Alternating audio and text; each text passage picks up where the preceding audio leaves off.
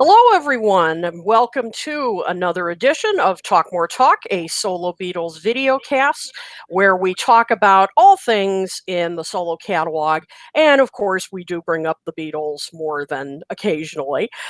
We've got a great show planned for tonight, really interesting topic that I think you'll all enjoy, and we definitely want you to get involved, which is people, and it can be artists, it can be musicians, producers, singers, songwriters that you would either like Paul and Ringo to work with, or you would have liked them to work with them.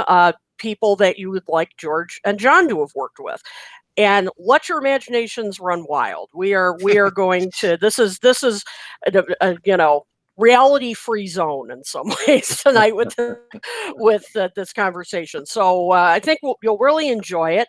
And so before we get to our main topic, as usual, we'll introduce ourselves.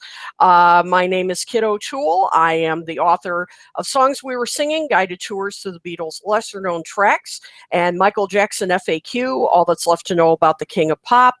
You can find my writing in Beatle Fan, on Something Else Reviews, Blinded by Sound, Culture Sonar, all different places. And it is my honor to introduce the gentleman that I am lucky enough to host this video cast and podcast with every other week.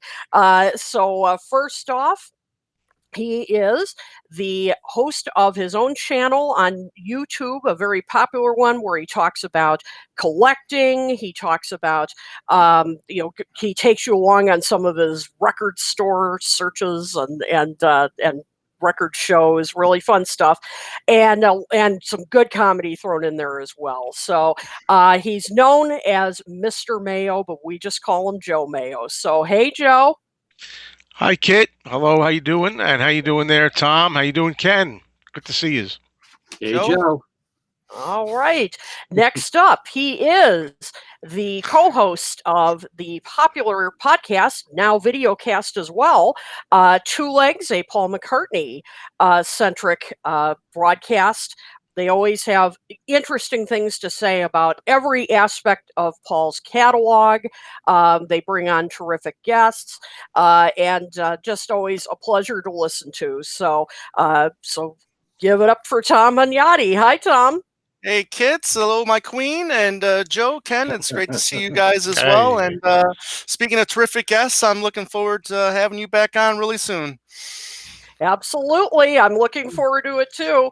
And last but definitely not least, he is the host of the long-running syndicated program, Every Little Thing, where it really is every little thing. He always puts together really interesting themes and plays some lesser-known stuff as well as the hits. Just always an interesting broadcast, as well as co-host of the popular podcast Things We Said Today, which is another one where they cover so many topics. It's impossible to list them all here. And definitely a longtime fixture of the Beatles community, Ken Michaels. Hi, Ken. Hi, Queen, the queen of everything. We're going to call you now. I'll take it. Hey, Tom. Hey, Joe. It's getting to be that, isn't it? Yeah, it's getting the queen of everything, huh? My reign is getting bigger and bigger. It's There really you out go. of Good to be the queen. It is. It's good to be queen. That exactly. Yep. Exactly. And I see people are already tuning in. Hello, everybody, and also hello to people who are watching this on YouTube, listening to this on iTunes and any other podcast platform of your choice. And we definitely want you to get involved in our conversation tonight. But before we get to that, as always, let's go with the news first. So, Ken, what have you got for us? Okay, a lot has accumulated in the last couple of weeks. First of all, news broke in the last few days about a documentary in the works on Paul McCartney that will span his entire career, the Beatles' wings and his solo works. This documentary has actually been 12 years in the making, and it will culminate in Paul's live performance at the Glastonbury Festival this June, which will be captured by filmmaker Charlie Lightning, who won an NME award last week for a documentary he worked on for Liam Gallagher. Mm. Lightning is quoted as saying, referring to Paul, "He's helped me with what I do, and I adore him. He's trusted me, and to have someone like that to see up close and work with, that's inspiring. It makes you better at what you are. It makes you want to be better." The film will include interviews with Paul, and so far there is no set release date yet. Certainly, they can't release it. They can't even Right. give a date because the concert happens in June, so Right. they have to include that. So that's interesting. Yeah, Uh, I mean, I really hope that all aspects of his career are equally there. You know what I mean? I hope it's just not so much Beatles, and then you get 5 minutes of Wings, and then 5 minutes of his solo career. Yeah, which I thought You was a know, little disappointing with the Scorsese documentary on George. I mean, I right. enjoyed there was so many nuggets for diehard Beatle fans in there, but I felt that was a little too Beatles based for too much, and they overlooked some important parts of George's career. I thought later on. right. Yeah. No And the doubt thing about is, that. Yeah. right. And then the thing is you got 10 hours worth of Beatles stuff on the Beatles anthology for what 13 years, because they do start with 57 or whatever when they meet. Here you got 50 years. I mean, you got 60 years. You Yep. know, how do you do that in 2 to 3 hours if that's what Yeah. it's going to be? Mhm. Can you do that? I mean, that's something like that. I think really needs to, be 10 to 15 hours. It's just, I couldn't agree more. I mean, you what you know, Yeah, said about a the lot of George stuff. Harrison documentary, there was way too much on the Beatles in there. And Yeah, then they jumped from 1974 to I think yeah, well to John's death, and yeah, then to not even Cloud Nine, the Traveling Wilburys. right, It's like Mhm. what happened in all those other yeah, years, you know? yeah, So right. it's very difficult when you're dealing with so much history and condense it down to 2 hours. I don't know how long this is going to be. They haven't said yet. yeah, But even Yeah. still, I'd like to see something really in depth. It'd be yeah, great if it was just on Paul's post Beatles career, Mhm. just on that alone. There's so much to cover right there. So we'll see. But Yeah, it's nice to know that this has been in the works. Didn't know for 12 years. Mhm. Uh, Wow. it's a long time. Meanwhile, Paul and wife Nancy were enjoying themselves while seeing the Eagles in concert at New York's Madison Square Garden Saturday night. They were on the floor, front row, with a very animated Paul cheering them on. He's like a little kid. He was going like this. So That's me in nice to see concert. that. He's copying you. It's That's just like right. when Paul goes to sporting events, he's like that very often. So mm, Great. other news at the Oscars Awards last weekend, Billie Eilish sang the Beatles' classic song yesterday while they presented their in memoriam tribute to those in the entertainment industry who we lost in the past year. Billie Eilish apparently is a big Beatles fan. At an early age, she performed on stage with her father the song Happiness is a Warm Gun in a school competition. mm, And when she was on James Corden's show, she performed a brief version of I Will on ukulele.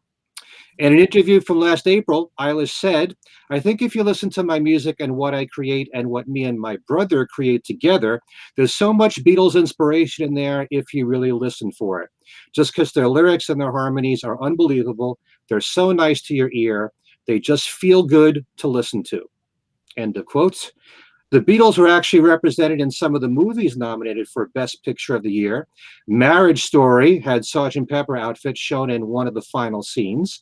And Jojo Rabbit used the Beatles recording of Can Give Me Dinah Hand in the film. mm. And believe it or Huh. not, it's on the soundtrack album. Oh, I Yeah, checked cool. it out. Wow. It's very rare when a Beatles recording is on a soundtrack. Right. yeah. So, and Come Give Me Dinah Hand is on there. Mm, very Okay. nice. Yeah. Very often, Record Store Day has releases for Beatle fans. And Steve Hoffman's board is saying that there will be a limited edition 2020 Ultimate Remix from the original multi-track tapes for John's classic not Imagine, Instant Karma. It's Carmen. Right. And that's coming out on April the 18th. Yep. Okay. Lawrence Juber has just released his fourth CD of acoustic guitar covers of Beatles songs. This one is called The Fab Fourth. The CD includes 16 Beatles songs, one of which is a bonus track, all beautifully mastered on acoustic guitar. Lawrence will be a special guest at the upcoming Fest for Beatle fans, which happens the last weekend of March at the Hyatt Regency in Jersey City. If you want more information about the fest, just go to thefest.com. A while back, we reported on a new album coming from former lead singer for Styx, Dennis DeYoung. It'll be called 26 East, Volume 1, which will have Julian Lennon making an appearance on it. The album comes out April 10th, but a two-sided single will be released in March. Julian has made a duet with Dennis, and it's called To the Good Old Days. And that will be the A-side. Julian Lennon with Dennis DeYoung of Styx. Okay. I will admit that's a duo I didn't see coming. I never saw that coming. Well, I read something a while ago where he always wanted to work with Julian. So Cool. I guess All right. Julian felt the same way. So more news here. The band The Empty Hearts is one that many Beatle fans are aware of. The quartet is made up of Elliot Easton of the Cars, great guitar player, Wally Palmer of the Romantics, who was also in Ringo's All-Stars, Clem Burke, the drummer for Blondie, and Andy Babuik, who we know as Beatles author for Beatles Gear. He was also in a band called the Chesterfield Kings. On Valentine's Day, they released a new single, very 60s sounding, called Remember Days Like These, and they got Ringo to drum for it. That must have been quite an honor for them. It's currently available digitally. Okay, again, that's The Empty Hearts, and the song is called Remember Days Like These. And thanks to one of our listeners, Bob Keeley, he let us know there's a new cover version of John Lennon's Oh My Love being sung by French soprano soloist Patricia Pettibon on her new album called L'amour, la morte, la mer. So that means love, death, and the sea. It was released on the Sony classical label. You can check it out on YouTube. Okay. Patricia Pettibon, that's Petibon. All right. And not Ichiban. What's that? Not Ichiban, right? No, Itchy Bomber. All right. And well, for many years, we've had a Beatles festival held in this country called Abbey Road on the River, with Beatles tribute acts from around the world performing at the show, as well as special guests appearing. This year, for the first time ever, they will stage an additional show on Long Island. It's called Abbey Road on the Island, and it'll take place on Labor Day weekend, September 4th through the 6th at the Tilly Center at Long Island University in Brookville. And there will be headlining acts such as Peter Asher, Lawrence Juber, the Weaklings, and the tribute band, the Fab Four. Tickets actually go on sale February 28th. And if you need more information, you can visit their website, which is abbeyroadontheisland.com. Abbey Road on the River will have their festival at Big Four Station Park in Jeffersonville, Indiana. And that's May 20th through the 25th. You can visit their website, which is arotr.com. And finally, got to make sure we don't forget this. Tomorrow, it's Yoko's birthday. Oh, no. 87. 87 years old. Happy birthday to Yoko. God bless her. Thank you for all the great work you've done and keeping John's name out there. And all the great John Lennon projects she's worked on. That's it for you. And the point is released tomorrow. Yeah. Okay. Well, okay. No, my Amazon said the 18th. Okay. But either way. Either way. Okay. I have it right here. Ooh. Early copy. Yes.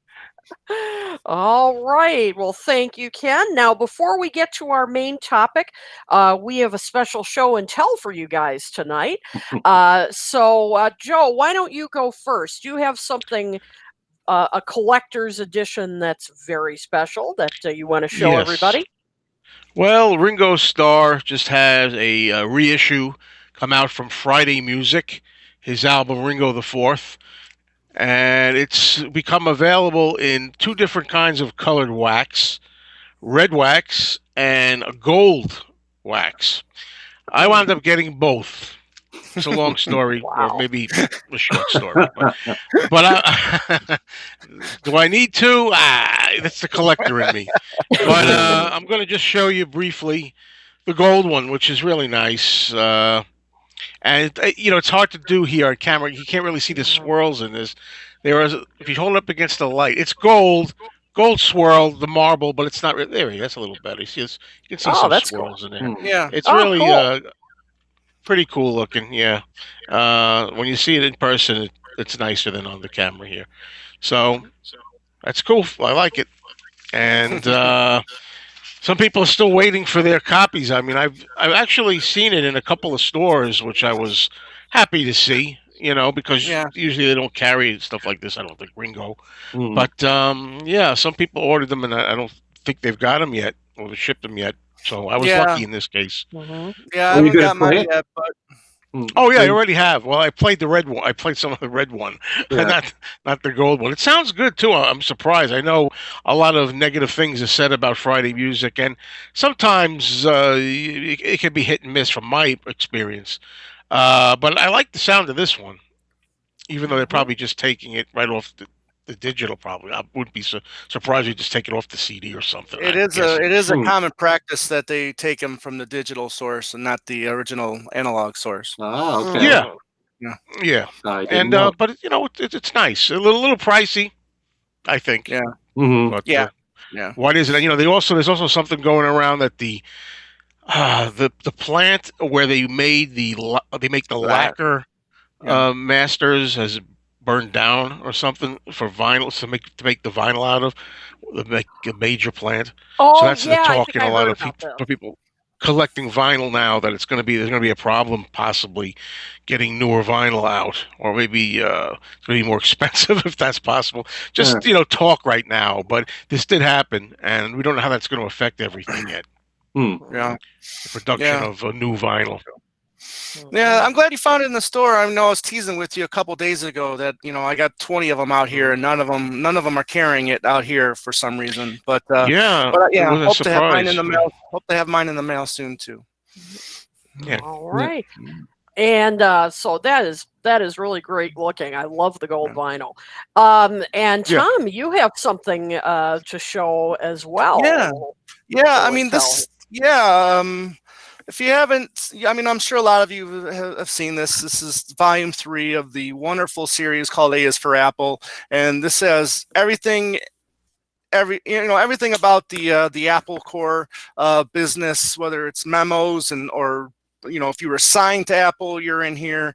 If you had anything to do with Apple, you're in here. And there's a great chapter about the Apple Scruss from Sarah Schmidt, which is really wonderful. And the guys really put in a lot of work in here. I mean, you can just tell. I mean, it's literally it's almost 8 pounds. I'm telling honestly, it's almost 8 pounds worth of book right here. And I know a lot of people that watch have been getting these books as well, and it's a great read. It's a fascinating read, and there's a lot to learn in all 3 volumes so far. And I feel a little smarter after reading some of what's in here. But like a lot of the authors today, I mean, these books are a labor of love for everybody that's working on them. Originally it was supposed to be a 3-volume set, but volume 3 is only April to August of 1969. So that just goes to show you how much information you're getting right here. And it's usually 700 pages worth. Wow. Yeah, this is over 600 pages right here, and just all the detail you're getting, whether it's record labels and picture sleeves. I mean, you're getting all the information you would want to know about Apple Core in here. And I love the title. It's called Decline, which is I think a great title. Yeah. There's a little dig there. Yeah. Yeah, just a exactly. little. Exactly. So that book is out now, and if it's still available, I definitely recommend everybody checking it out. It is a little bit on the pricey side, but it's definitely well worth the price, in Yeah. my opinion. Are Yeah, these they are books, are they all proclaimed. limited? Sorry, are they Yes, yeah, I limited think they're quantities too? unlimited. Actually, that's funny you said because it's 500 copies, and mine just happens to be number 62 of 500, so it's a low Yeah. number. So that's Oh, pretty. low number. Yeah, so it is 500 per copy. When Volume 2 came out, Volume 1 was sold out, so they reissued Volume 1. They did another limited run on that too. So I don't know if there's still copies out there of that, but definitely check it out. So great stuff Wow. in there. I mean, that's everything you'd ever want to know about Apple. Yep. For all the Exactly. people that Yep. not only follow the Apple artists, like I was Right. hearing on your Two Legs podcast, Yeah. even if it's an artist that had a publishing contract but still didn't have music on the Right. label, it's covered in hmm the book. I mean, that's Absolutely. fascinating. Mhm.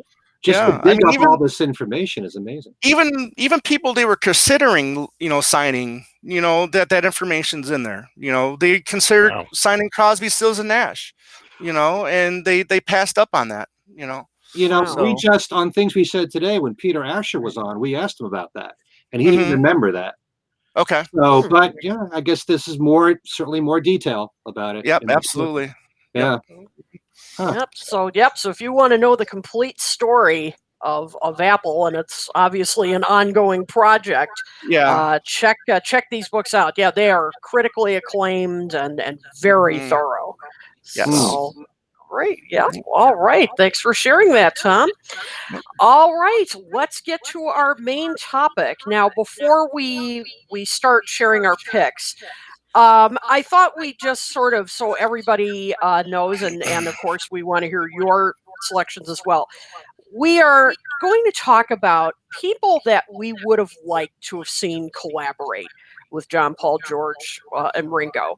And we are leaving this wide open, as I mentioned at the start. Producers, songwriters, musicians, people that you think would have worked well with any of them, and perhaps people you want Paul and Ringo to work with in the future.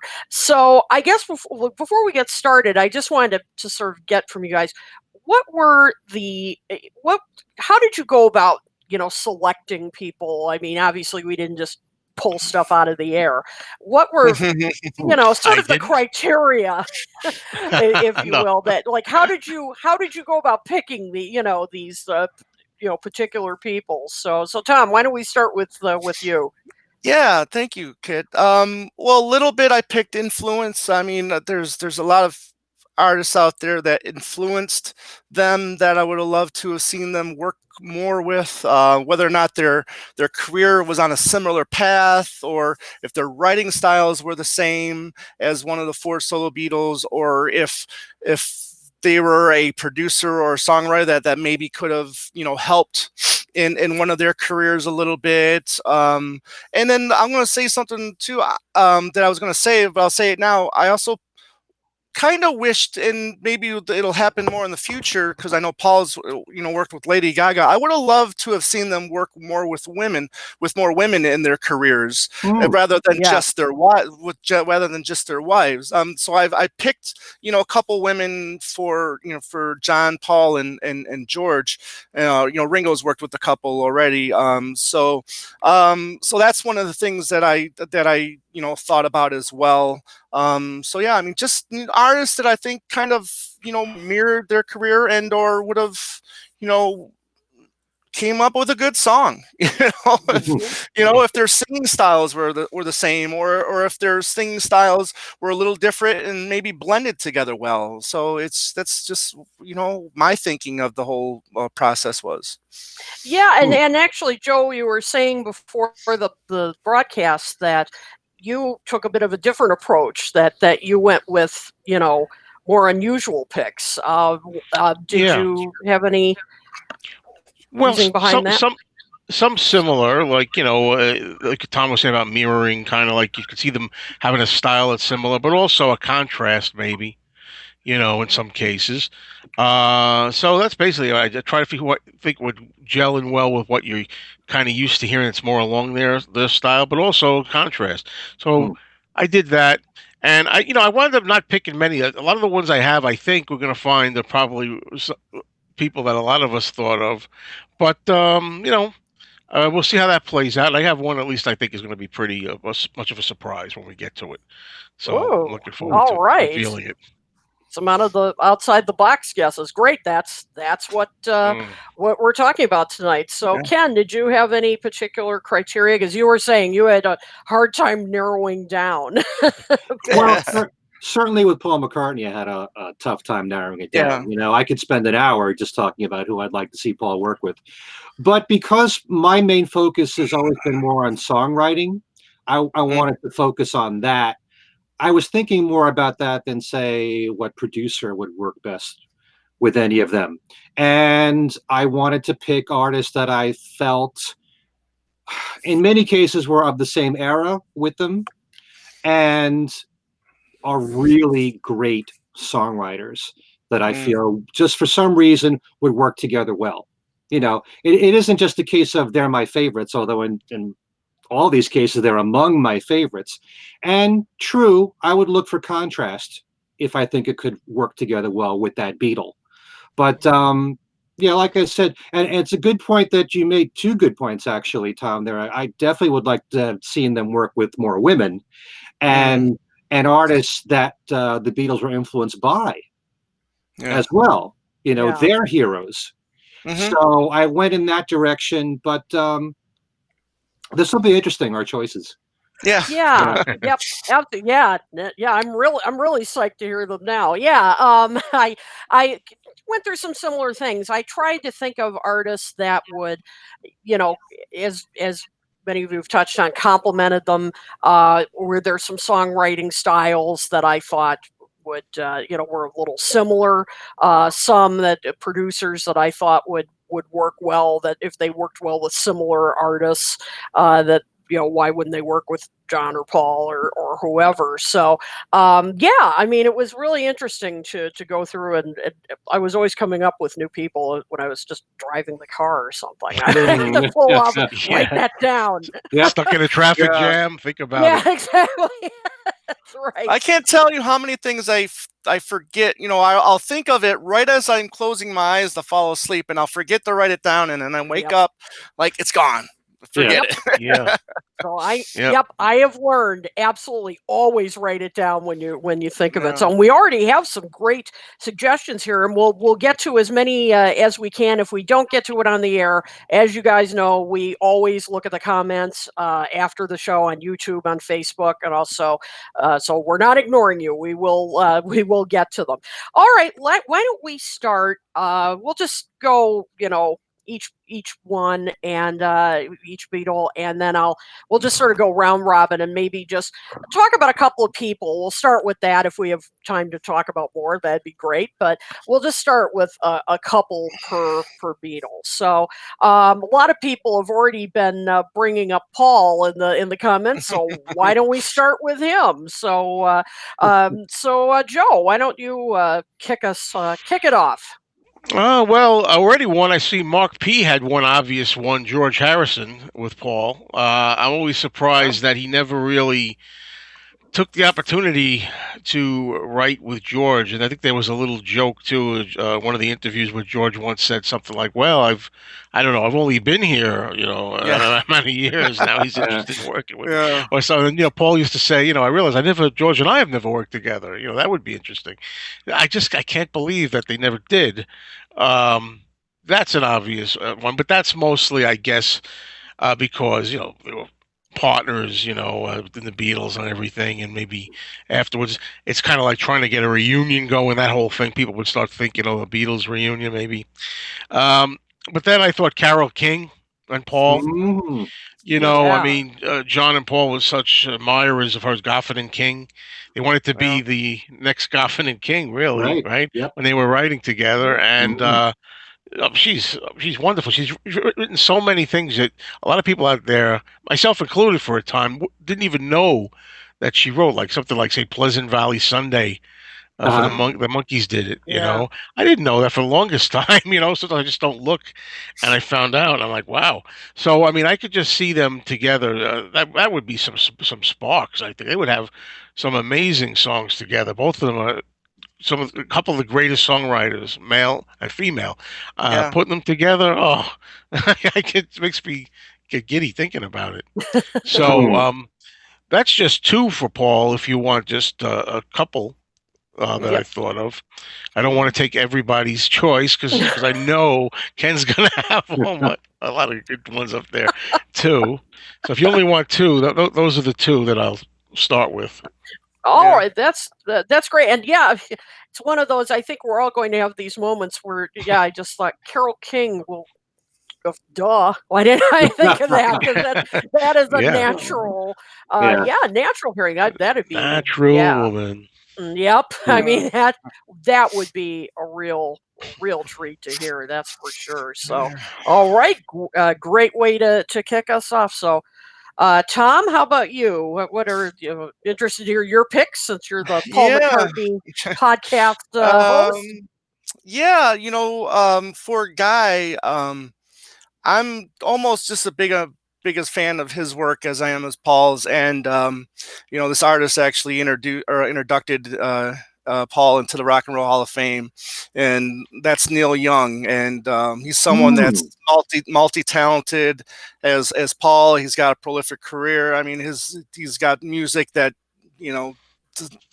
From here to Timbuktu, music in the vaults that we've never heard, probably just as much as Paul does. And I think their singing styles are very, I think Neil's singing style is kind of unique. That would something that I think would pair good with Paul.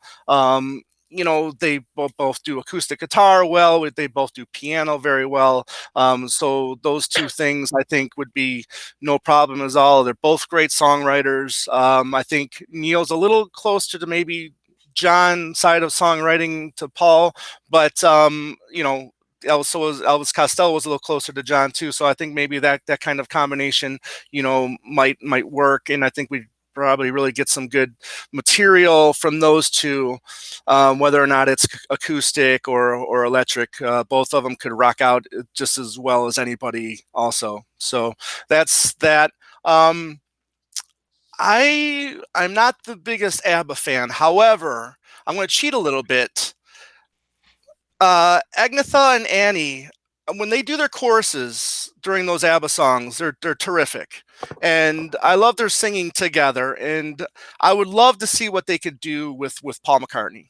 Whether or not if it's a song or collaborating with on an album or just a song or whatever. I just think it would be really interesting because their choruses a lot remind me of Wings a little bit, because all the vocals are together. They sing well together. Their harmonies are wonderful, and those two women I think could add a little excitement to a Paul track as well. But obviously, I'm thinking maybe more in the '70s. I think this would have been a great collaboration, especially when both acts were on top of their game. Not that Paul isn't on top of his game now, but I mean in vocal range where they can do no wrong, all three of them, and I think those three would make an excellent. I like that. I like that a song. lot, Tom. Yeah. All right. Didn't expect that one. That was No, No, I that was didn't out of left expect it field. either. And It but you just did. came love the way to those it. women blend together. I Yeah, love the whole Yeah, thing. you make a it, good point.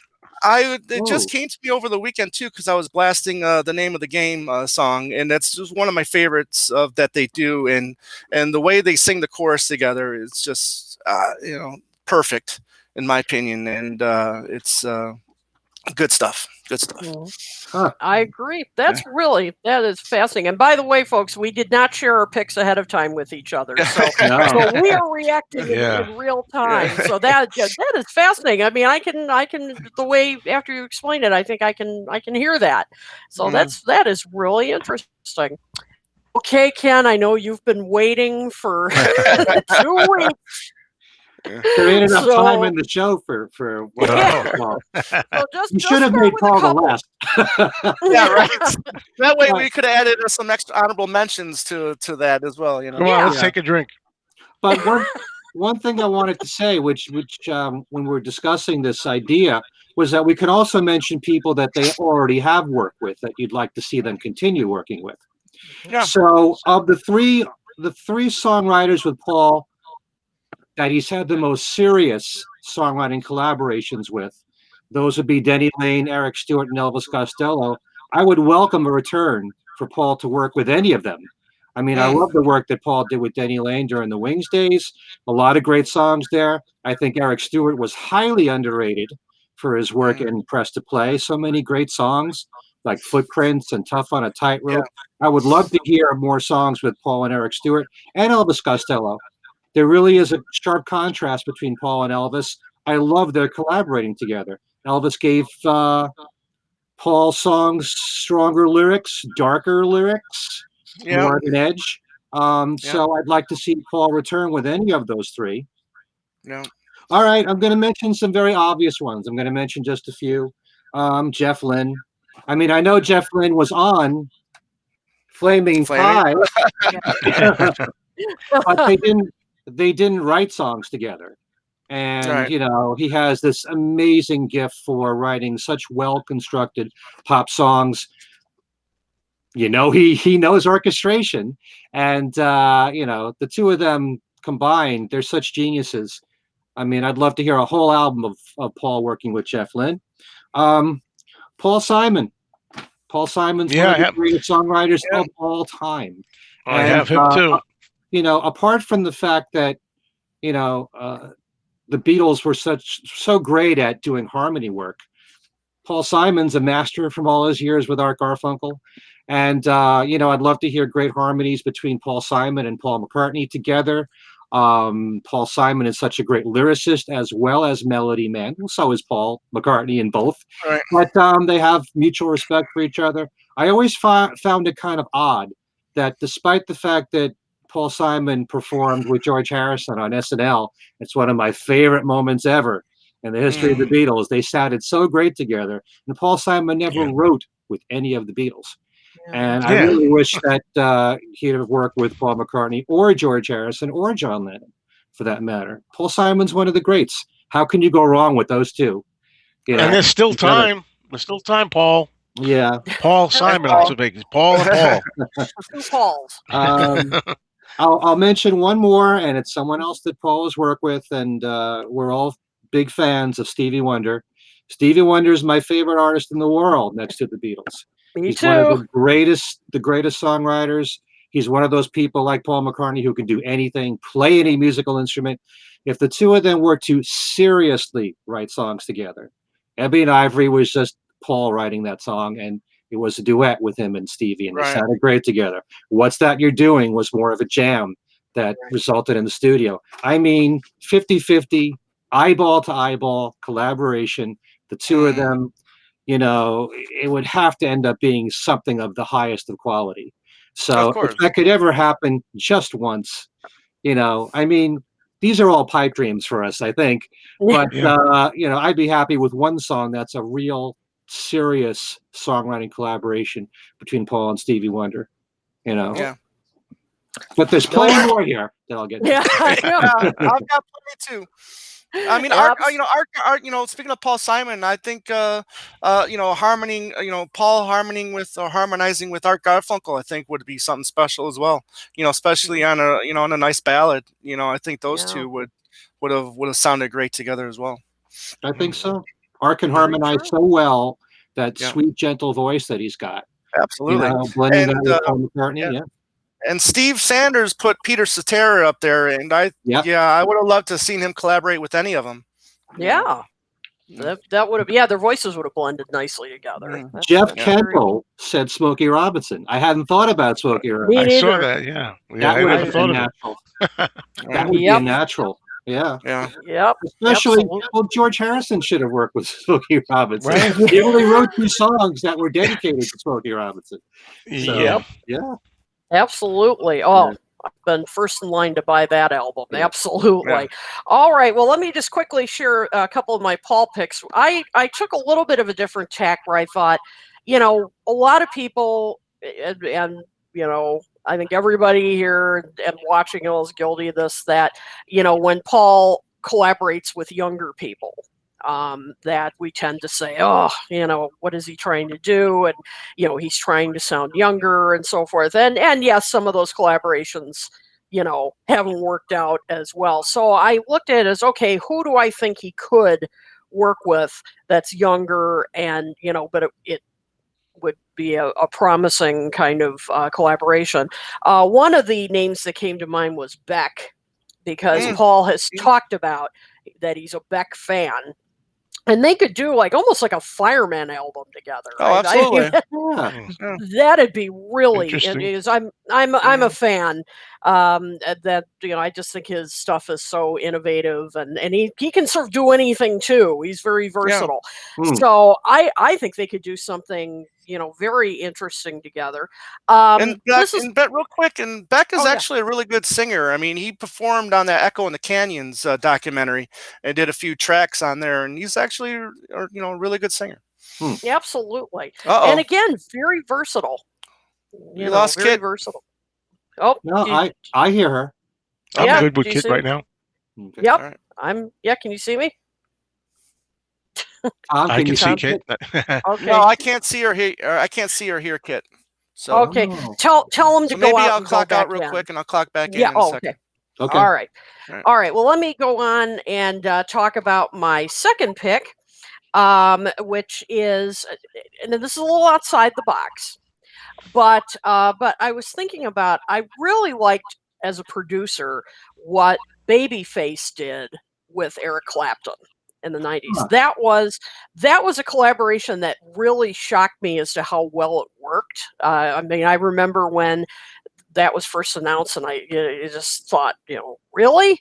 And so, but then Change the World came out, and I thought it worked extremely well. Hmm. And, for some of Paul's popular material, I think, Babyface could have done something, really interesting with it. I think they would have been on the same wavelength, or they would be on the same wavelength in terms of melody, and we've talked about this many times on this show that Paul, has delved into R&B more than once. Oh, So sure. He loves. yeah, so yep. Can you see me now, Tom? I can see you, and I can hear Woo! you loud and clear. All Okay, that's right, good. excellent. And so anyway, so I was just sharing Babyface was my pick to produce Oh, Paul. Babyface. Interesting. Okay. Yeah, because he Sorry did about such good this. work with Eric Clapton. Yeah. And I was really impressed by that. So I'd be very curious as to what they could do together.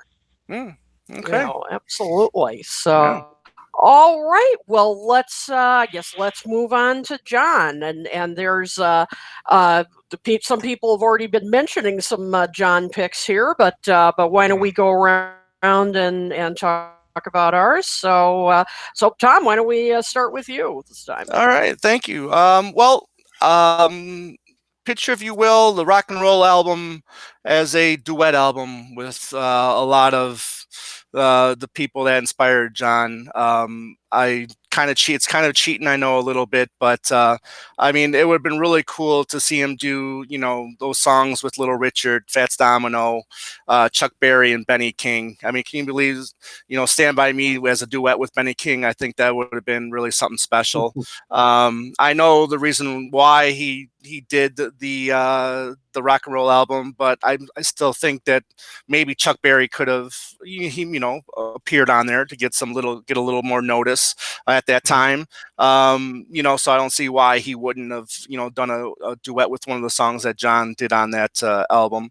So that, I think that would have been really cool to see him do that if he was going to do that album, to bring some of those people on to perform with him on that album.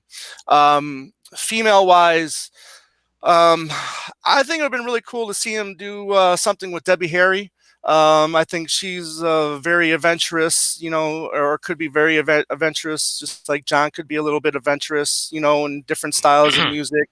And in singing, I think they could have a duet or a song between them. I think could have been pretty interesting. So Well, he did mention Blondie, that he listened to yeah. Blondie right before he died, so he's Mhm. aware of them. Right. Mhm. Yeah. Yeah, So, I could picture that. mhm. Absolutely. Yeah. Definitely from, what we heard on Double Fantasy and what became Milk and Honey. I mean, he was Right. definitely interested in, I hate calling Blondie new wave, but they're kind of Right. thrown into that category. Yeah, Hmm. exactly. Yeah, they are. Yeah. Yeah. So, so yeah, I think that I agree. That'd be a natural collaboration. Mhm. Absolutely. So, all right, Ken, how about you? Well, again, I'm going to go with the artist that John already worked with. If I could have picked three people in the '70s that I would have loved John to work with, it would have been Elton John, David Bowie, and Harry Nilsson. I just wish Yeah. I wish that they had done Well, what so do you much know? more together. I Right. mean, vocally, John Lennon and Elton John sounded great on Mhm. Whatever Gets You Through the Night. I just wish that they could have written something together. Now I know Elton John, Bernie Taupin's his lyricist. I think Bernie would have let Elton work with John Lennon for a few songs to write some songs together. I just think they sounded so good together Mhm. on those few songs and on Lucy in the Sky with Diamonds with Elton John. Um, and we all know how much Elton loved John Lennon. So I think the two of them would have been really great had they done more work together. It's a shame with David Bowie that they only worked on Fame and the cover of Across the Universe. Okay? They're both such innovative people, and the creativity between the two of them, between Bowie and John Lennon, Elton John and John Lennon. In the '70s, they were so groundbreaking with the music that they came up with. They would have fed off each other. I think they would Yeah. have been more creative together. Um, you know, I can't. You think of all the great stuff that David Bowie did, especially in the '70s, and if John Lennon really worked again 50-50 collaborations with someone like that, I think that could have been amazing. Mm. Bowie was someone that, like the Beatles, was always evolving and changing with every single album, and Right. it would have pushed John Lennon more. Yeah. I I think agree. I agree. in that department. Harry Nilsson, such a great singer. It's just a shame that as much as I like Pussycats as an album, he shot his voice at the time. Yeah. Mhm. But they still could have written a lot more together. Yeah. Mhm. That would have been nice. Besides Old Dirt Road. And I'll just mention a few other people because I know that with the rock and roll album, you mentioned all those '50s rockers and all. Yeah. Definitely John with Chuck Berry. Yeah. I wish that they could have written a song together. When you Mhm. think about, not only did John love Chuck Berry, but a song like New York City is so Right. much a Chuck Berry song, and Yes. and so is Move Over Ms. L, as far as I'm concerned. If they could have written one song together, Jeff Lynne is another person. I always keep mentioning Jeff Lynne. At least John was aware of ELO Yeah. Yeah. I based think he on the interview. respected them. Yeah, definitely. Because he was on the interview with Dennis Elsis on WNEW, Yeah. talking about one of their songs, how it sounded like "I Am the Walrus."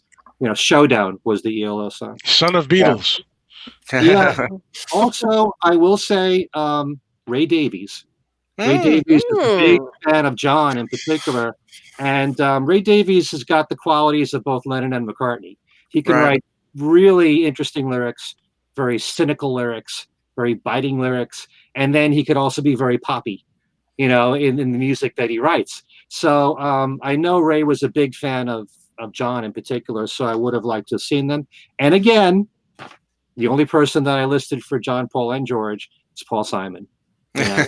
Would have Yeah. been, another great Right. collaboration. Could So, Yeah. have worked with Sure. any of them. yep. Yeah, I You're could absolutely definitely right. see John and Elton doing the same procedure that Elton had with Toppin, where Toppin would write the lyrics and then give it to Elton, and then Elton would write down the music for that. I Hmm. mean, I could definitely see that kind of setup working with John and Elton as well. Yeah. John John and and Neil. Helenas. There you go. That's fun. All right. Perfect. Perfect. Great. Perfect. Yeah. Absolutely. All right. Great picks all. So, Joe, how about you? What have you got? Um, I'm surprised I have a few that nobody's mentioned. I was going, whew, Ken, don't say them. But I have, well, nobody said Bob Dylan yet, and that could go for Paul as well. I mean, Yeah. I bounce back and forth. Sure. I'm like, I know Dylan really respects Paul as a songwriter. He's been talking about him and then Right. his way of writing. But if John and Bob getting together to write something, lyrically, how would that be? Hmm. That would be Mm. pretty cool. I came up with a kind of a might seem like an odd choice, but Mike Nesmith of the Monkees, because later on in the '70s and such, he started having albums that were kind of a little offbeat, a little experimental, different than what you would think he would do with the Monkees. And later on, of course, he did stuff like the what was it, the Elephant Parts and things, a lot of weird things. I thought maybe that would be kind of interesting. Him and John putting their brains together and trying to see what they could come up with together. Like They have a that. But then similar yes, sense of humor too. yeah, a Mhm. good pairing, I think. And then I thought, this is a stretch, and I'm not sure of the years. I think this person was active, but from the Talking Heads, Oh, David Byrne. David David, Byrne. Yeah. Yeah. Yeah. with John Lennon, like a little earlier. What is it? I guess late '70s, maybe. Yeah. Psycho I Killer. think that would be really wacky. And I keep thinking in terms of, you know, pushing the envelope, being a little more outrageous in some ways. I Yeah. wonder what they would come up with together. Yeah. So those are some names that came to mind. And I like that Interesting. one. I like that one a lot. Yeah. Me it's too. kind of odd. I don't know. So it was good. No, It was something unusual. Yep. I would love to hear that. I think, yeah, I mean, they would have, I think they'd be on the same wavelength, in songwriting, Yeah, and yeah, I could sure. see them doing that. So that's You know, great. a lot Good of pick. David Byrne's stuff with the Talking Heads is so, out there and quirky and Yeah, kind of quirky. weird at the time. It's kind of like Yoko Yeah. Mhm. in a way. Yeah, So right. John Yep. loved what Yoko was doing. I'm sure I think he even mentioned the Talking Heads too, right Mhm. I before he don't died, as remember. among the artists that he was You might have. listening to. Yeah, Oh, he did. Oh, wow. I think he Mhm. did. Yeah. Wow. Ooh, Well, another good so choice. Raspberries. Eric yeah, Clapton, somebody I guess. mentioned the So yeah, Raspberries. raspberries. Yeah. yeah, Absolutely. yeah. Yeah, Richard. Yes, Richard mentioned them. All right. Well, just a couple of quick picks of mine. A few people already mentioned this Mhm. toward the beginning of the show, and this one is a total fantasy because the timeline doesn't match. But I would have loved to have heard John work with Rick Rubin. I think Yeah. Rick Rubin, I mean, what he did with Johnny Cash was just, I thought, incredible. I mean, that stripped down sound, and Yeah. really, he kind of ushered in another stage of Johnny Cash's career. Yeah. And I think that would have been really interesting, for those two to collaborate, because again, I love the stripped down sound. Hmm. Obviously, Rick is certainly, interestingly, he got his start in hip hop, but he Right. went on to then record, lean more heavily toward rock. So, Yeah. and I think he has great respect for his artists, and seems to, really know how to help them, bring out their best qualities. And He did that for Neil Diamond as well. That 12 yes, song that's right. album is brilliant. Hmm. Brilliant. Yep, absolutely. I forgot Mm. that he did that with Neil Yeah. Diamond. So I think, that they would have been an incredible pair. And then for songwriting, Joe Jackson would have been interesting, Ah. and because I'm a fan, and he's got that great snarkiness that John would have liked, and but again, he's very versatile. He Definitely. could do everything. I mean, he started off, as kind of a new wave punk, but then he gets into jazz. He gets into all different, can really do all different things, and is a really, I think, very clever songwriter. And I would have loved to have heard what he and John could have done together, and just, I mean, who knows what direction they could have gone in. But I think for their kind of, as I said, little snarky sense of humor and all that, that would have been fun to hear. Okay. I think so. Yep. Mm. All right. So, okay, we got to get to the last. The last two is where I knew we'd only get to two at a time because there's so many. So we may have to do a continuation of the show later. Let's do George. Yeah. Let's start with that. So Ken, let's start with you this time. Okay, in repeating with who a Beatle has already worked with, I love George working with Bob Dylan. Mm. And for whatever the reason, if George is doing a Dylan song, he feels right at home. Yeah. And whether it's If Not For You or I Don't Want to Do It. Do it. Yeah. Early Takes Volume 1 had Mama, You've Been Yeah. on My Mind. He just feels so natural doing a Bob Dylan song. They wrote I'd Have You Anytime. Of course, there was the Traveling Wilburys, the 2 albums, but I just think they were a natural pair. I don't understand why they should have made a whole album together. Right. It just fit. And, you know, it's a weird thing because you think of Bob Dylan as the great poet that he is. I Right. see Dylan fitting more with George Harrison than with John Lennon. I do too. Maybe Oh because yeah, I'd say so. Yeah. of what already happened, you know, with Yeah. George and Bob Dylan. So And I George was a big fan too, just a fan of oh Bob's yeah, anyway. He's always well, promoting his stuff, right. talking about him. So I'm kind of surprised I didn't go as far as to try to make, you know, an album or several more songwriting collaborations of just the 2 of them together. Right. Also, again, Jeff Lynne, more work with Jeff Lynne. Um, Dave Edmunds, I loved when he worked with Yeah. Dave Edmunds Oh briefly, yeah. you know, and Carl Perkins, which he already worked with him on the Carl Yeah. Perkins TV special.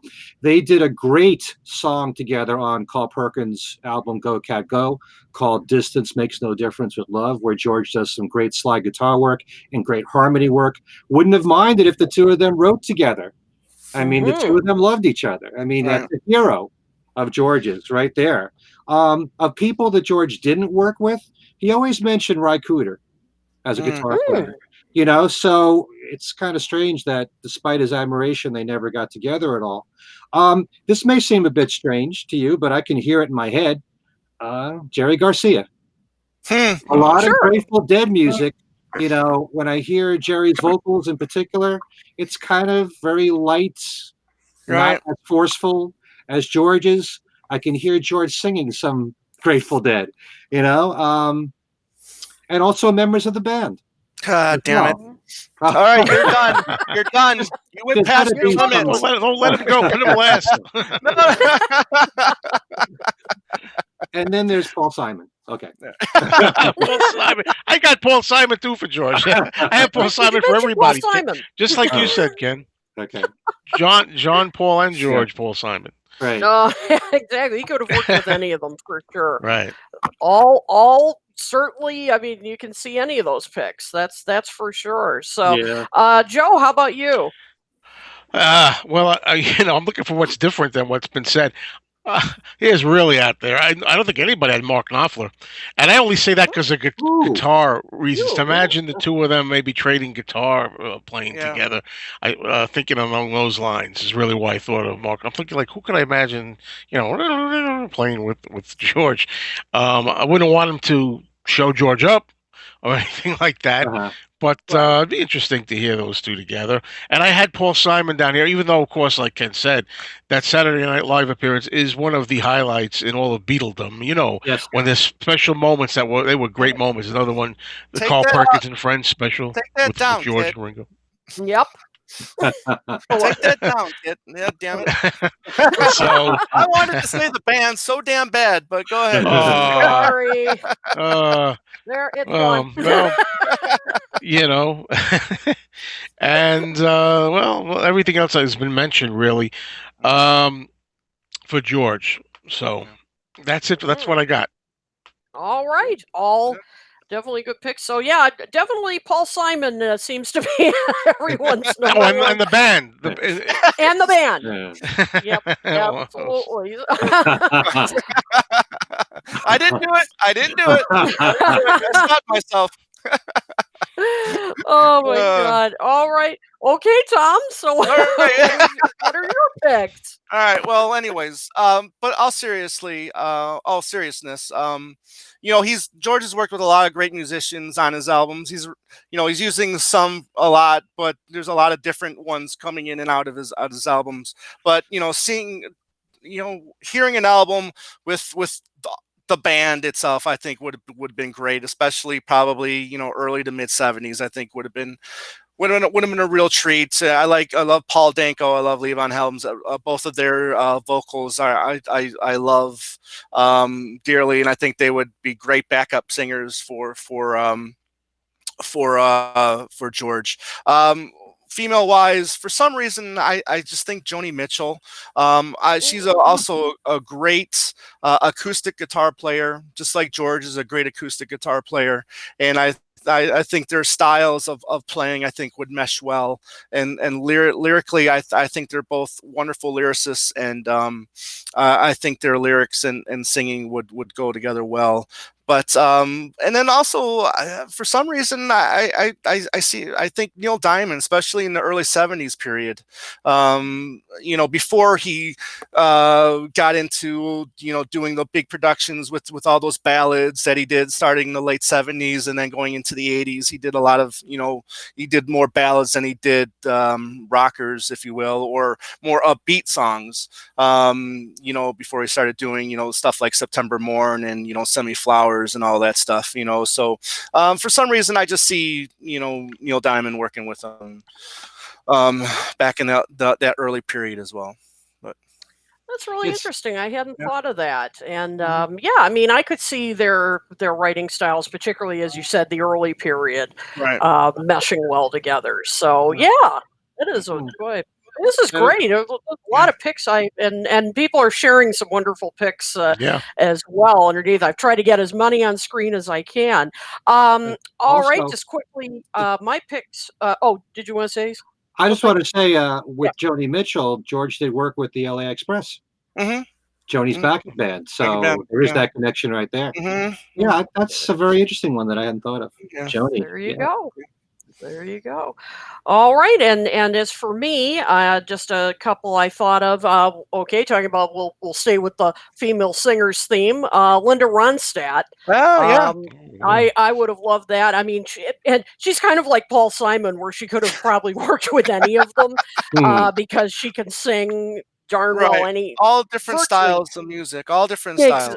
Exactly. I mean, it's just incredible how versatile she is, and I think their voices would blend beautifully together. And I mean, they could do anything from folk to little country twang to kind of an R&B thing like Pure Smoky. I mean, she could do it all. I would have loved that. And kind of in that vein, my other pick, James Taylor. Yeah, I sure, think for that sure. that would have been a heck of a pairing.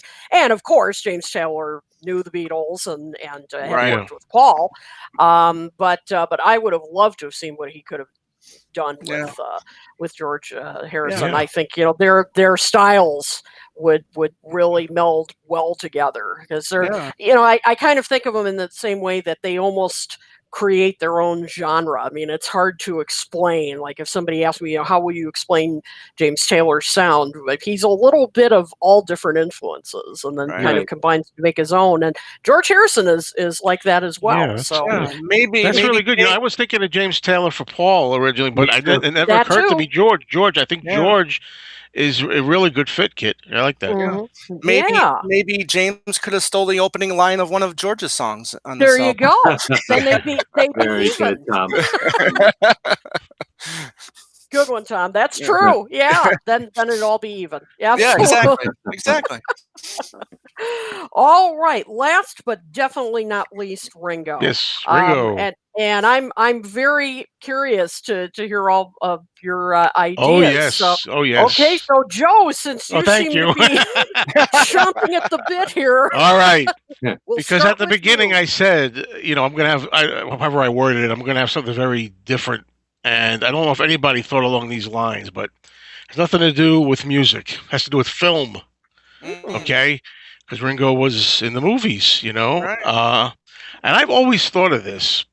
I would love to see Quentin Tarantino get Ringo for some kind of like outrageous part, even if it's a small part, because in the movies, Tarantino's films, he used to, especially the beginning, not so much now, but he did it with Bruce Dern too. He just takes people that maybe were not doing so well. They were older school, and brought them back. Pam Grier was in one of the movies, Robert Jackie Forster. Brown, and some Yeah, other Robert people. Foster. Yeah. Yes, Mhm. and I Yeah. thought, Ringo, if he did a blind man type role, I could see like maybe even a bad guy or something, and put him in a movie, a Tarantino film. I used to think about that long before we were doing this show. I would like to see that. Quentin, come on, man! You're a Beatles fan. You must be watching this. Think about it, Ringo. And Ringo. I don't know. I get the impression that Ringo may not be much into that kind of thing anymore with the films, but Yeah. it would be interesting. Imagine if people started hearing about him a little bit. Maybe he was going to be at the Oscars or something. That would really be wild. Uh, Wow, and you've then got two people already agreeing with you, Joe. You have oh, I know, Tina yeah, Okay. Tarantino and Ringo. Oh, I would love yeah, that. and because Martin. Martin agrees with you as well. So there, so there you because go. the movie Blind Man. I mean, he played like a thug, a Right. bandit, a Yeah. rapist, or whatever. I Mhm. mean, I'm not. It would be so against type. I think it would be cool. He could be a good guy too. I mean. Hmm. But and then musically, I started thinking along the country lines, and I started thinking like when I think of Ringo, I think of country. I'm thinking Garth Brooks, Hmm. thinking Johnny Cash back in earlier. For the country flavor, Ringo. Those two I thought of also, and those are my picks for Ringo. Okay. Very, very good ones. Yeah, and I apologize. I can't scroll down to quote the person, but they said love to see Ringo do another all country album, Bucco Yep. Blues. Yep, Oh Yeah. yeah. no question, Hmm. absolutely. So Ken, how about you? Okay. Along the lines of people he's already worked with that I'd like to see him return to working with, there is Vinnie Poncia. Mm. They wrote a lot of great songs together in the 70s. I wish that they would, get back and try it out again. I wish he'd return with Mark Hudson to some degree, as long as Mark doesn't try to make it too Beatley on his records. Of recent collaborations, I love the works of Van Dyke Parks with Ringo and Yeah. Richard Marx. And I've always liked Ringo working with Joe Walsh. The two of Mm-hmm. them really just sound so natural together. Yeah. And a lot of Joe Walsh's guitar playing, especially his lead guitar playing, is very much like George. So some of the songs, especially on Old Wave or Fill in the Blanks, the songs that he wrote with Ringo, they're really good songs. I just think they're a natural pair together. Gotta get up But to get down. that's right. There you go. That's Everybody proof on the right there. internet. What up with that? um, I couldn't resist. Also, I gotta say, yes, Joe, we were thinking alike here. I wish that he would make an album, another country album again, and Hmm. do an album, say, of duets. And he can have old school country artists like Willie Nelson, who he's already recorded with.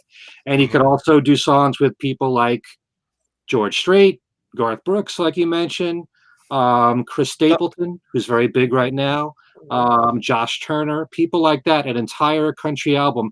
His voice just sounds so natural that I think whether it sounds like an old country song or even something more modern in the country field, it just fits.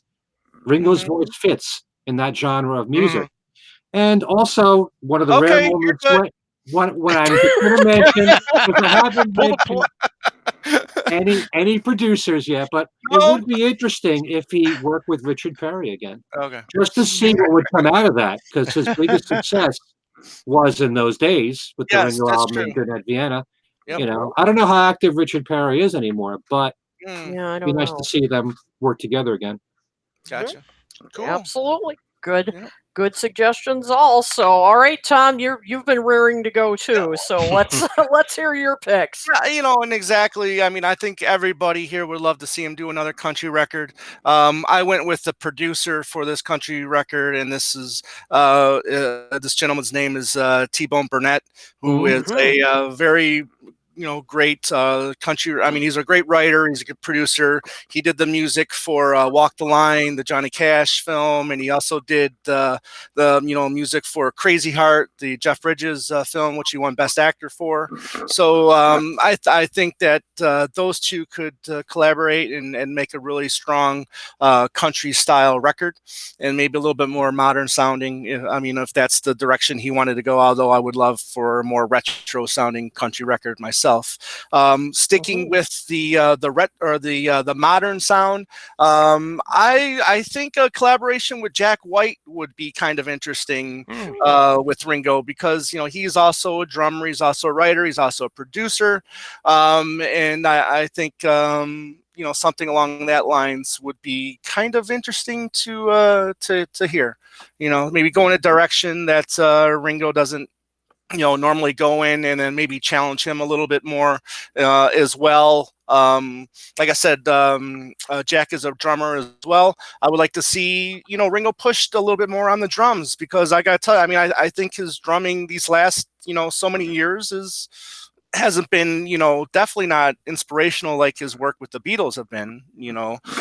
So I would just love to see him get a little more crazier on the drums in the future, if he were to work with someone like Jack White.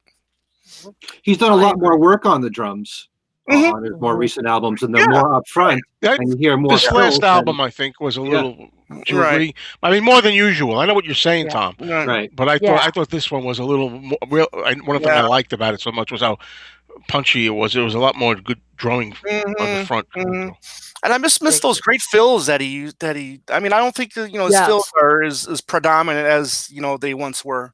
I agree. I agree. Yeah, those fills were so. That was his. Sort that of was Bernard Purdie. Oh yeah, that's right. I don't want to start any rumors become facts here. No, it was not.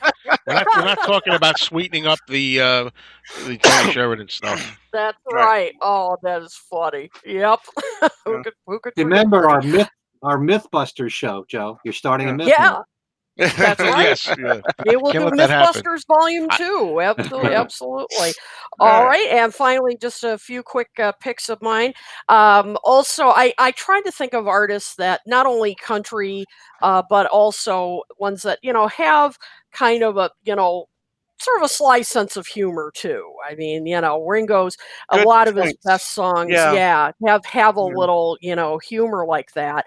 Weird Al. So yeah, well, actually, it just popped in my head when you seriously, Joe, I was thinking about Weird Al. Oh, and I'm saying this completely seriously because he is a serious musician. I mean, a lot of people don't give him enough credit for that. So I actually Weird Al was on the list. So that's it. Once again, we're on the same page. Another one. Now, this isn't country, but Rivers Cuomo. From Weezer, I think he could write some interesting stuff. Oh yeah, because he did some great stuff for the Monkees, and and again, he's got that wry sense of humor and that he uses in many Weezer songs. I would have loved to have him at very least write some stuff for Ringo, and preferably play on them and all as well. Right. But that was another one, and then for the countryside, Jimmy Buffett could be interesting. I think, I could see them doing a duet. Well, kind of like he did with Alan Jackson. It's 5 o'clock somewhere. Something. It's kind of funny, but it's also catchy, memorable, and I would like to see what they could do together.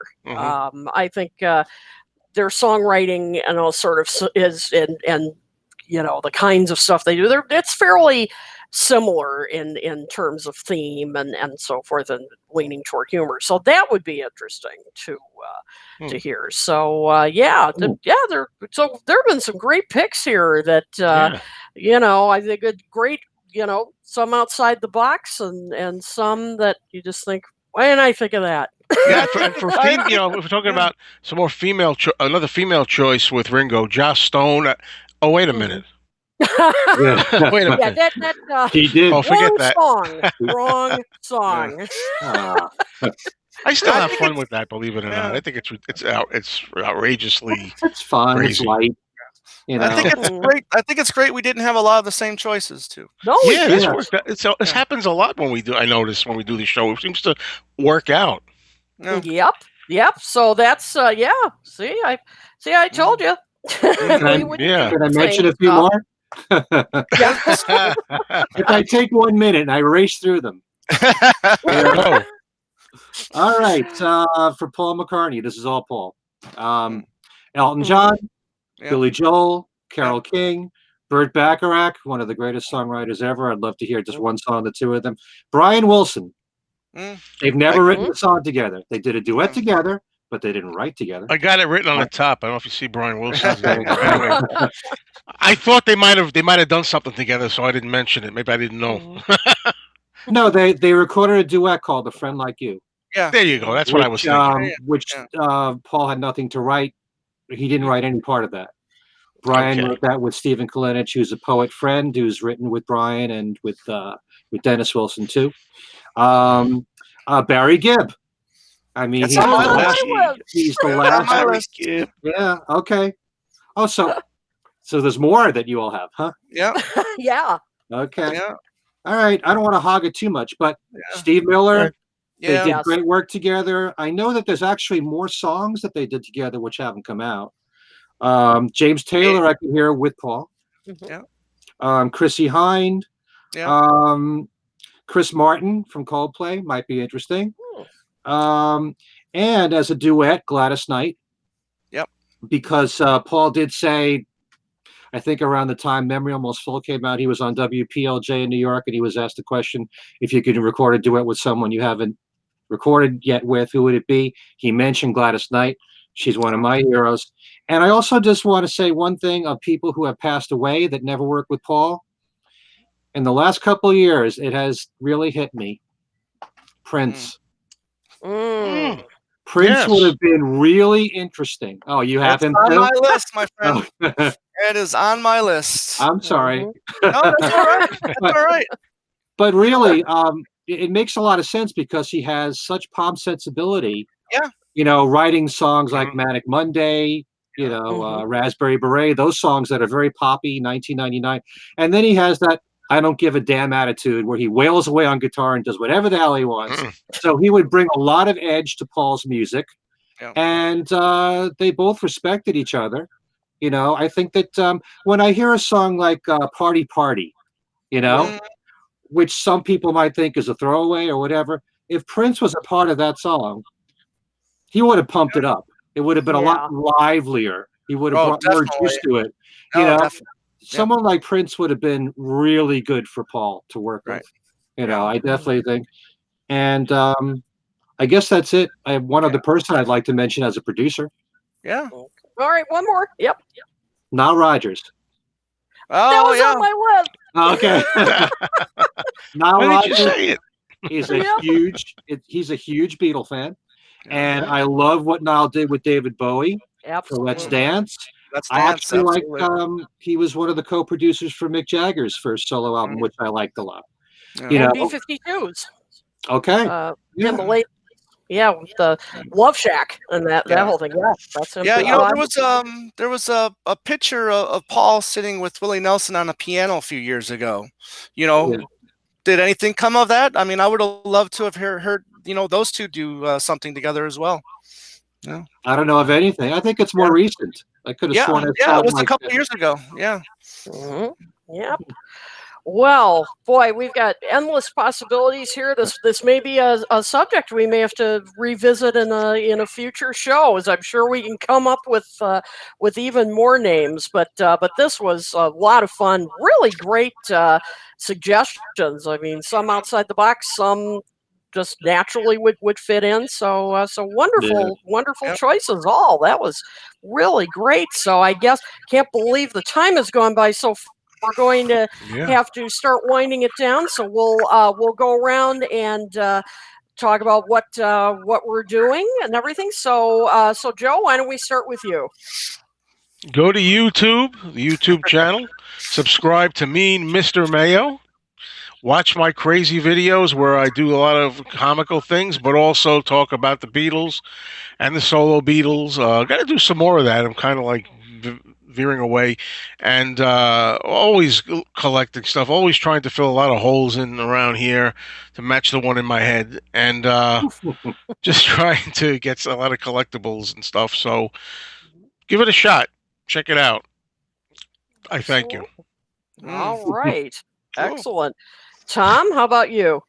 Well, we've been real busy at the Two Lake Camp. Our latest episode we posted last week, and it features author Robert Rodriguez, and he's a big bootleg guy. So I thought, what a great guest to have on to talk about a bootleg. Well, songs have been coming out slowly but surely, but this was bootleg throughout the late 70s and early 80s, and that was Cold Cuts. So he came on and we talked about the history of Cold Cuts, and it was a real thrill to talk to him about that. And we also talked about a little bit about the upcoming Let It Be release, and what he would like to see with that release, and that was really interesting and fun to talk with him about as well.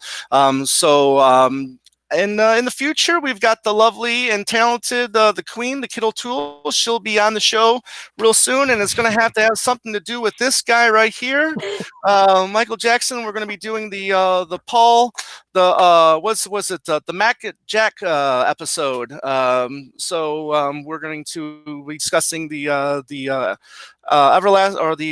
great collaboration between Paul and Michael Jackson, and that's going to be a lot of fun. And and Ken Womack, if you're watching, I'm coming after you too, my friend. So I'd like to see you come back on the Two Legs as well. So you can reach out to us at twolegspodcast@gmail.com. You can find us on Twitter, Instagram at Two Legs Podcast. And like I said 2 weeks ago, somehow our original Facebook page was unposted, and for whatever reason, but we have a new Two Legs page up right now, so it's just Two Legs Podcast. So if you want to go there, like the page, I really appreciate it.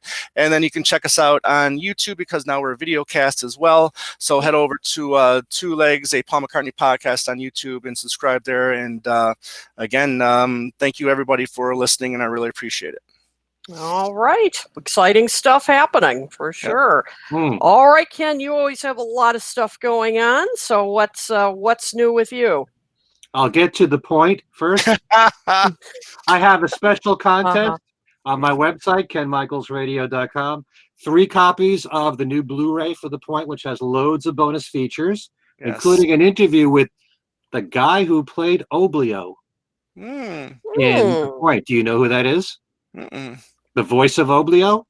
Mike Lookinland. For all you Brady Bunch fans. Brady Bunch. Yes. Bobby Brady. Yep, that's right. It's right here. Just go to my website, kenmichaelsradio.com, and right on the homepage, it'll tell you how you can win a copy of the new Blu-ray, which is also available as one of 9 prizes on my Beatles Trivia and Games page. Speaking of Michael Jackson FAQ, which I also have holding here, this week only, you can win a double shot of Kit.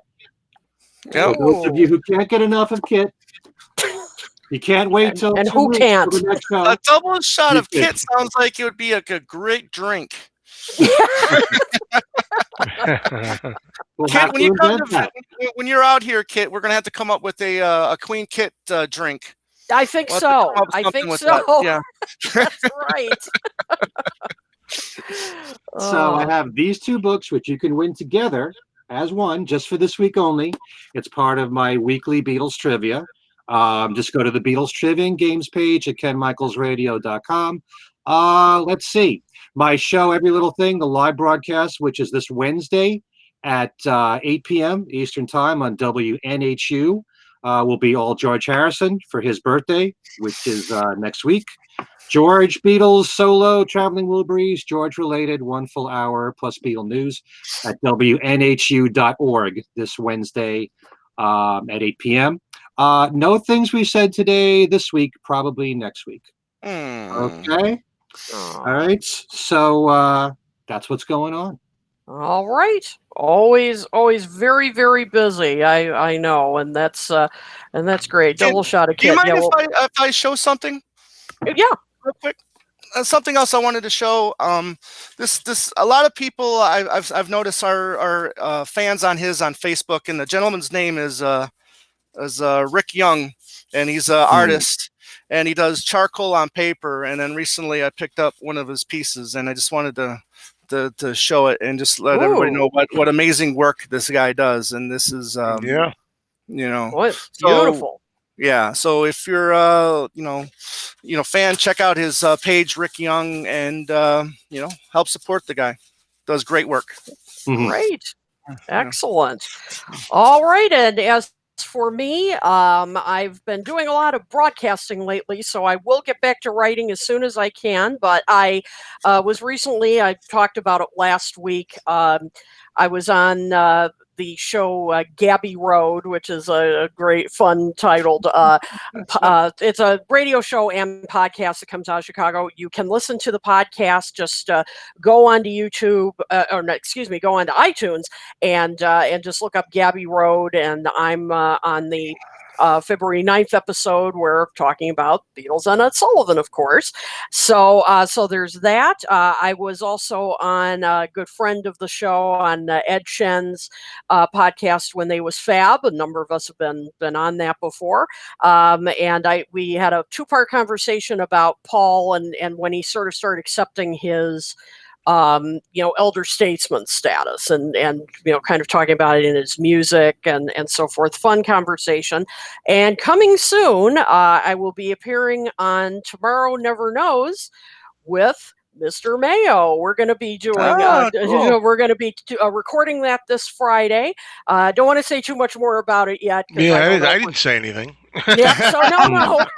I wasn't sure yet if it's going to work out. No. So nope, we're doing it. We're doing it. And then I'm taping an upcoming appearance on, I don't know, some show called Two Legs. Have you guys heard of that? Yeah, that's going to be a good show, and I'm not just kissing up. That sounds like a really interesting. Really, with Michael Jackson discussion, with Paul and Kit on there, it's going to be good. Yeah. Yep. Oh, thanks. Well, I'm looking forward to it. It's going to be a lot of fun. It's been too long since we've done a show together. Yep. So on Two Legs, so that'll be great. So that's all coming up. Of course, thank you all for joining us. We love hearing from you. In fact, Yes. you can email us That's at talkmoresolotalk@gmail.com. We're on Twitter at talkmoretalk1. That's the number 1. And of course, head over to our YouTube channel and subscribe. Like our Facebook page, and you'll be notified of the latest episodes. The next one will be March 2nd. I can't believe we're already into March. Jeez. It's gonna be 2021 here in a couple weeks. Yeah, that's what it feels so like. quick. My God. It's the only time of year I can't wait for it to move fast. Yeah, right. This time I'm fine with it moving quick. Get to the spring. Yep, I'm with you. Yeah. Exactly. So thank you, everybody, for joining us. And for Ken Michaels, Mean Mr. Mayo, a.k.a. Joe Mayo, and Tom Hunyadi, this is Kid O'Toole, and I'm going to leave you with a quote paraphrasing Ringo, since a week from this Saturday is my leap year birthday, my first birthday in 4 years. So to paraphrase Ringo, I want you to shout and leap about next week. So join me in that. Very nice. So thanks, everybody, and we'll see you next time. Peace and love. Take care. Bye. Happy birthday, Yoko.